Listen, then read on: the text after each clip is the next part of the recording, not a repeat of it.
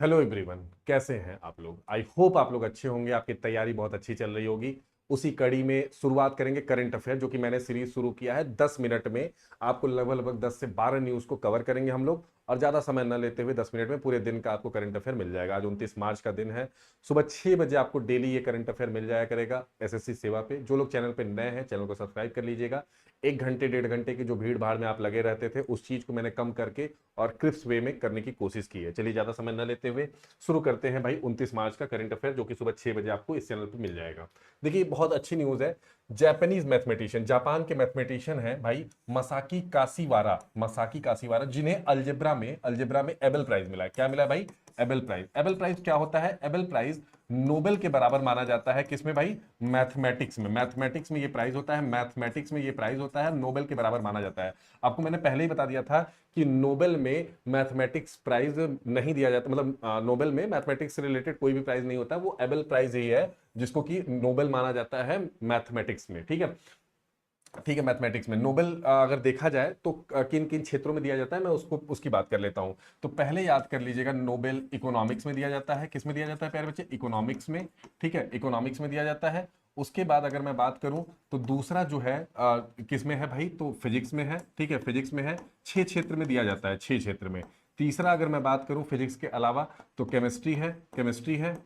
और बाकी के 3 मैं नीचे लिख देता हूं। चौथा क्या है भाई? तो मेडिसिन है, मेडिसिन है, मेडिसिन है। और पांचवा मैं बात करूं तो पीस के ऊपर दिया जाता है, शांति के ऊपर दिया जाता है। और छठा की अगर मैं बात करूं तो मेडिसिन हो गया, पीस हो गया, और छठा है लिटरेचर के ऊपर, जिसे रविन्द्रनाथ टैगोर को भारत और एशिया में सबसे पहले नोबेल पाने वाले लिटरेचर में व्यक्ति रहे हैं। अगर मैं बात करूं तो ये एबेल प्राइज मैथमेटिशियन मसाकी को मिला है, जो कि जापान से रिलेटेड है, और अलजेब्रा में इन्होंने बहुत ही अच्छा अपना योगदान दिया है, इसकी वजह से मिला। उस मेथड पे नहीं जाएंगे जो कि डी थ्योरी होती है। 2003 में ये अवार्ड शुरुआत हुआ था एबेल प्राइज का, जो कि नोबेल के बराबर माना जाता है, ऐसा कि लिखा हुआ है इसमें। ठीक है, चलिए आ जाते हैं अगले सेट पे, अगले क्वेश्चन पे। अगला क्वेश्चन क्या कह रहा है? ठीक है, अगला मतलब थ्योरी क्या कह रहा है? मैनुअल सीवर, बहुत अच्छा न्यूज है भाई। मैनुअल सीवर जो होता है ना, आप देखते होगे सीवर पे बहुत सारे लोग काम करते हैं और हर साल काफी लोगों की मृत्यु हो जाती है। सुप्रीम कोर्ट ने उसी पे एक स्टेटमेंट दिया है कि भाई साहब, जो ये सीवर में काम कर रहे थे मेट्रो सिटीज में, लास्ट के 3 महीने में जितने भी व्यक्ति रहे हैं जिनका डेथ हुआ है, उनको 30 लाख का कंपनसेशन देना होगा। बस 4 हफ्ते, मतलब 1 महीने के अंदर में, 4 हफ्ते मतलब 1 मंथ के अंदर में इनको कितना पैसा देना होगा प्यारे बच्चे? तो याद रख लीजिए, 30 लाख रुपए। किसका आदेश है? सुप्रीम कोर्ट का आदेश है, ऑनरेबल सुप्रीम कोर्ट का आदेश है, और इनकी अवहेलना करने की हिम्मत किसी को है नहीं। एक बेंच थी जिसमें जस्टिस सुधांशु और अरविंद कुमार जी बैठे थे। रिट पिटीशन था। रिट की मैं अगर बात करूं तो रिट सुप्रीम कोर्ट में इशू होता है किस आर्टिकल से? तो आर्टिकल 32 से। किस आर्टिकल से प्यारे बच्चे? आर्टिकल 32 से। अगर यही चीज हाई कोर्ट में करवानी होगी तो आर्टिकल 226 से इसको इशू कराएंगे। ठीक है, सुप्रीम कोर्ट में आर्टिकल 32 से इशू कराएंगे। क्लियर है बात? क्लियर है मेरी बात? समझ में आ रही है चीजें? चलिए आ जाते हैं अगले न्यूज पे, अगले न्यूज पे आ जाते हैं। चलिए चलिए, यही चीजें हो गई भाई, हिंदी में इंग्लिश में दोनों मैंने रखा है। देखिए, एमपी के टूरिज्म से रिलेटेड एक न्यूज है। मध्य प्रदेश, जिसकी राजधानी आपको पता है भोपाल है, और दूसरा वहीं पे एक नदी बहती है मध्य प्रदेश में जिसका नाम है नर्मदा। नर्मदा रवि नदी, जिसका की ओरिजिन अमरकंटक है। क्या है भाई? अमरकंटक है। अमरकंटक से होते हुए ये गुजरात से होते हुए, मतलब ये जाकर के अरबियन सी में गिर जाती है। मैंने पहले ही बताया है कि पश्चिम की ओर, मतलब वेस्ट में फ्लो करने वाली, west flowing river, west flowing या फिर पश्चिम में बहने वाली रिवर जो है, वो सबसे बड़ी रिवर है। ये सबसे बड़ी रिवर है, सबसे बड़ी रिवर है। ठीक है, बड़ी रिवर है। ठीक है, सबसे बड़ी रिवर है, ठीक, पश्चिम में बहने वाली। और अगर मैं यूपी में बात करूं तो यूपी में गंगा रिवर है, जो कि गंगा रिवर आपको पता होगा बहुत ही पवित्र और सबसे बड़ी रिवर भारत की है, जो कि 2525 किलोमीटर टोटल ट्रेवल करती है। और ये भी मैंने बता दिया था कि भाई देवप्रयाग में इसका देवप्रयाग में क्या होता है? देवप्रयाग में भागीरथी, देवप्रयाग में भागीरथी क्या होता है भाई? भागीरथी, मैं ज्यादा टाइम नहीं लेने वाला हूं। ठीक है, भागीरथी प्लस अलखनंदा, अलखनंदा मिलती है, तो फिर गंगा रिवर का फॉर्मेशन होता है। और ये 2525 किलोमीटर चल करके वेस्ट वेस्ट बंगाल से होते हुए बांग्लादेश के थ्रू ये जा करके कहाँ पे मिल जाती है? अरबियन बे ऑफ बंगाल में, बे ऑफ बंगाल में ये जा करके मिल जाती है। ठीक है, ये याद रख लीजिएगा कितना किलोमीटर चलती है, भारत की सबसे लंबी रिवर है। तो उसको दोनों को जोड़ने की बात की गई, गंगा नर्मदा के, ये टूरिज्म एक्चुअली कॉरिडोर बनाया जा रहा है, मध्य प्रदेश सरकार द्वारा इनिशिएटिव है। कोशिश की जा रही है उत्तर प्रदेश के साथ मिल करके जितने भी टूरिज्म के डेस्टिनेशन है उनको एक साथ जोड़ा जाए, ताकि आने वाले समय में टूरिज्म के थ्रू पैसा कमाने की एक चांसेस बन सके और एक अच्छा पिलग्रिम्स का एक सेंटर बनाया जा सके प्यारे बच्चे। चलिए आ जाते हैं अगले न्यूज पे। अगला न्यूज क्या कहता है भाई, ये बड़ा अच्छा इंपॉर्टेंट न्यूज है, काफी क्वेश्चन इससे बनने की संभावना रहेगी। देखो पहला तो सवाल यही आता है कि खेलो इंडिया पैरा गेम्स 2025 कहां पे आयोजित हुआ और किस नंबर का था। तो नेशनल अब ये तो सबसे सवाल है कि भाई 18 नेशनल रिकॉर्ड टूटे हैं, ये तो अलग की बात है। हुआ क्या है, JLN stadium new Delhi, Jawaharlal Nehru stadium new Delhi. तो पहला सवाल आ जाता है खेलो गेम जो है पैरा वाला, खेलो गेम पैरा वाला कहां पे हुआ आयोजित, तो न्यू दिल्ली में हुआ है प्यारे बच्चे, न्यू दिल्ली में हुआ है, याद रख लीजिएगा, न्यू दिल्ली में हुआ है पैरा वाला। क्लियर है, चलिए 2025 वाला कंक्लूड हुआ है। दूसरी चीज, अगर मैं मेडल टैली में बात करूं तो हरियाणा नंबर 1 पे रहा है। कौन नंबर 1 पे रहा है, हरियाणा नंबर 1 पे रहा है, जो कि 34 गोल्ड जीता है। अगर टोटल मेडल की मैं बात करूं तो तकरीबन 114 मेडल इन्होंने जीता है। ठीक, तमिलनाडु सेकंड पे रहा है जिसमें 28 गोल्ड रहा है, 19 सिल्वर रहा है, 27 ब्रॉन्ज रहा है। ठीक है, अगर मैं उत्तर प्रदेश की बात करूं तो 23 गोल्ड रहा है, उत्तर प्रदेश तीसरे पायदान पे रहा है, दूसरे पायदान पे तमिलनाडु रहा है। क्लियर है, तो इसमें सवाल ये भी आ सकता है, टॉप 3 हमेशा पूछ देता है, तो याद रखना चाहिए। और कौन टॉपर में मेडल कौन जीता है वो भी याद रखना है कि 34 मेडल जो कि गोल्ड है वो किसने जीता, हरियाणा ने 39 सिल्वर और 31 ब्रॉन्ज जीता है। हरियाणा का टॉप का एटलीस्ट मेडल याद रख लेना, और बाकी राज्यों को क्रमशः याद रख लेना, हरियाणा, तमिलनाडु और उत्तर प्रदेश प्यारे बच्चे। चलिए अगले न्यूज पे आ जाते हैं, ज्यादा समय न लेते हुए आपका। अगला न्यूज क्या कह रहा है, bed map 3। Bed map 3 actually है क्या, तो देखो मैं समझा देता हूं। बेड मैप 3 एक मैप बनाया गया है, एक मैप बनाया गया है किसका भाई, अंटार्कटिका का। अंटार्कटिका का एक मैप बनाया गया है जो कि आपको दर्शाता है, क्या दर्शाता है, क्या दर्शाता है, ये अंटार्कटिका के नीचे, जो नीचे के सतह पे, नीचे के सतह पे,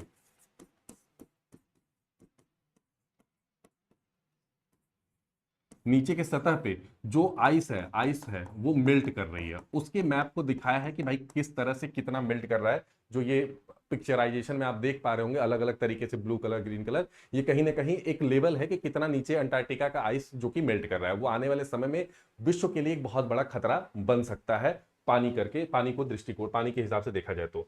चलिए भाई अगले न्यूज पे आ जाते हैं। अगला न्यूज कह रहा है मैसिव अर्थक्वेक आया है, कहां पे भाई, तो दो जगहों पे। इसके बारे में मैंने शॉर्ट्स में भी बता दिया था कि 7.7 रिक्टर स्केल का क्या आया है भाई, क्या आया है, अर्थक्वेक आया है। कहां पे, म्यांमार और थाईलैंड में, म्यांमार और थाईलैंड में ये अर्थक्वेक आया है। दूसरी चीज, ये इसका इफेक्ट आपको कोलकाता और इम्फाल और भारत के जो उधर मणिपुर, मिजोरम वाले बेल्ट हैं और नागालैंड वाले बेल्ट, जो अरुणाचल प्रदेश वाले जो म्यांमार से सटे हुए हैं, उन जगहों पे भी देखने को प्यारे बच्चे मिला है। ठीक है, ये भी याद रख लीजिएगा भाई। अगले न्यूज पे आ जाते हैं। अगला न्यूज एमसीक्यू है कि which ministry has launch the digital crop survey CDS. ठीक है, अब डिजिटल क्रॉप सर्वे कौन लॉन्च करेगा, कहीं ना कहीं एग्रीकल्चर मिनिस्ट्री की होनी चाहिए। तो देखो इलेक्ट्रॉनिक मिनिस्ट्री तो ये काम करेगी नहीं, इन्वायरमेंट मिनिस्ट्री से इतना डिजिटल क्रॉप का काम तो होना चाहिए। क्रॉप का सर्वे भाई क्यों इन्वायरमेंट करे, इन्वायरमेंट पेड़ और देखेगी ना, जानवर और देखेगी। ठीक है, एग्रीकल्चर से रिलेटेड हो सकता है, एग्रीकल्चर और फार्मल वेलफेयर। अगर सेंट्रल में बात करें तो शिवराज सिंह चौहान इसके मिनिस्टर हैं, शिवराज सिंह चौहान, शिवराज सिंह चौहान जी जो हैं, चौहान साहब जो हैं, ये इसके मिनिस्टर हैं। ये पहले एमपी के मुख्यमंत्री भी रह चुके हैं। ठीक है, एग्रीकल्चर मिनिस्टर हैं। तो क्या होगा भाई, ministry of agriculture farmer welfare ने डिजिटल क्रॉप सर्वे स्टार्ट किया है, डिजिटल क्रॉप सर्वे स्टार्ट किया है। अगले क्वेश्चन पे आ जाते हैं। अगला क्वेश्चन कहता है what kind of satellite, G SAT, G SAT किस टाइप का सैटेलाइट है, जी सैट जो है वो किस टाइप का सैटेलाइट है, ये क्वेश्चन है आपका। तो देखो भाई जी सैट जहां आ जाए समझ जाना कि ये बात कम्युनिकेशन से रिलेटेड की जा रही है, किससे, कम्युनिकेशन से, दूरसंचार से रिलेटेड की जा रही है। अब देखो भाई दूरसंचार इसमें कहां है, कम्युनिकेशन सैटेलाइट, यही होगा इसका आंसर। जी सैट 2016 में छोड़ा गया था और अभी इसका न्यूज में था, क्योंकि कुछ चीजें यहाँ पे अभी देखी गई उससे रिलेटेड, तो वहां पे अभी न्यूज में था। तो कम्युनिकेशन से रिलेटेड है, नेविगेशन से जो रिलेटेड है उसका नाम है नाविक, नाविक है उसका नाम। ठीक है, और इसरो ने इसको छोड़ा है, अर्थ ऑब्जर्वेशन सैटेलाइट, ईओएस के नाम से जाना जाता है, एस्ट्रोनॉमिकल सैटेलाइट, ये अलग है। चलिए भाई अगले पे आ जाते हैं, अगले पे आ जाते हैं। अगला क्वेश्चन क्या है, बंदीपुर टाइगर रिजर्व, बड़ा आसान है। देखो बंदीपुर टाइगर रिजर्व कहाँ पे है, तो कर्नाटका में है, ये तो आसान है। लेकिन उससे इंपॉर्टेंट है 3 टाइगर रिजर्व हाल ही में, जो कि देखो अगर मैं बात करूं तो आई थिंक 58 नंबर पे है सबसे लेटेस्ट वाला, माधवपुर, माधव माधव टाइगर रिजर्व। ठीक है, माधव टाइगर रिजर्व जो कि कहाँ पे है, मध्य प्रदेश में है। ठीक है, उसके बाद में दूसरा 57 आई थिंक 57 या 58 होगा, नंबर पे मैं नहीं जा रहा हूँ। रातापानी, रातापानी भी कहाँ पे है, रातापानी टाइगर रिजर्व कहाँ पे है भाई, तो मध्य प्रदेश में है, मध्य प्रदेश में है। ठीक, तीसरा क्या है, तीसरा क्या है, रातापानी हो गया, माधव हो गया, चौथा क्या है, छत्तीसगढ़ में गुरु घासीदास है। छत्तीसगढ़ में गुरु घासीदास, इसे तिमूर तैमूर तिमूर पिंगला करके भी जाना जाता है, पिंगला भी करके जाना जाता है। तो ये टाइगर रिजर्व है, स्क्रीनशॉट आप ले सकते हैं इस चीज का, ठीक है। ये पीडीएफ भी कोशिश करूंगा कि अगर आप लोग बोलेंगे कमेंट बॉक्स में, अगर आप लोग बोलेंगे तो मैं इसको टेलीग्राम चैनल पे लिंक देकर के डिस्क्रिप्शन में डाल दिया करूंगा, ठीक। चलिए आ जाते हैं भाई अगले सवाल पे। अगला सवाल क्या कहता है, vertical vertical launch short range surface to air missile, ठीक है, VLSRSAM developed by which organisation, ठीक है, किस ऑर्गेनाइजेशन द्वारा डेवलप किया गया है। तो देखो मैंने बार बार बोला लड़ाई झगड़ा, देखो अगर स्पेस से रिलेटेड काम होगा तो इसरो का होगा, स्पेस से रिलेटेड काम होगा, अंतरिक्ष से रिलेटेड काम होगा तो इसको होगा, लेकिन लड़ाई झगड़ा मार झगड़ा वाला जो काम है ना डिफेंस से रिलेटेड, वो defence research development organisation DRDO करता है, DRDO करता है। अगर देखो मैं इनकी बात करूं तो इसके चेयरमैन कौन है, इसरो के वी नारायण है, वी नारायण है, अभी हाल ही में बने हैं, ठीक है। इसरो की स्थापना कब हुई थी, तो 1969 में प्यारे बच्चे हुई थी। अगर मैं DRDO की बात करूं तो हेड कौन है, वी कामत है, ठीक है, वी कामत है, क्लियर है। DRDO के हेड है, हेडक्वार्टर दिल्ली है, और इसरो का हेडक्वार्टर कहां है प्यारे बच्चे, बेंगलुरु, बेंगलुरु, क्लियर है, क्लियर है। चलिए अगले न्यूज पे आ जाते हैं भाई, देखते हैं अगला न्यूज क्या कहता है, अगला क्वेश्चन क्या कहता है। अगला क्वेश्चन भी बड़ा अच्छा क्वेश्चन है, काफी बार ये पूछा गया है कि भाई पीएम वानी किससे रिलेटेड है, पीएम वानी स्कीम। देखो वानी में याद रख लेना W आता है और यन आता है, तो वाईफाई नेटवर्क से रिलेटेड है, ये किससे रिलेटेड है, वाईफाई नेटवर्क से रिलेटेड है, बस इतना याद रख लोगे तो भी काम हो जाएगा। पीएम वाणी मतलब आपकी आवाज को नेटवर्क के थ्रू, वाईफाई के थ्रू पहुंचाने की बात की जा रही है, तो वो किससे रिलेटेड होगा, हेल्थ से, एजुकेशन से, इंटरनेट सर्विस से। तो भाई internet service is the right answer, agriculture से भी रिलेटेड नहीं है। तो क्लियर हो गया, पीएम वाणी किससे है, इंटरनेट से, W और N वाईफाई नेटवर्क से, याद रख लेना, चीजें भूलेंगे नहीं अगर इस तरह से आप पढ़ोगे। आई होप 10 से 12 मिनट में आज की क्लास लगभग हम लोगों ने समाप्त कर ली। अगर आपको अच्छा लगा है तो सेशन को लाइक कर दीजिएगा, शेयर कर लीजिएगा अपने दोस्तों के बीच में, मित्रों के बीच में जो भी तैयारी कर रहे हैं, और जितना हो सके चैनल को सब्सक्राइब करके शेयर कर लीजिएगा। धन्यवाद, जय हिंद, जय भारत।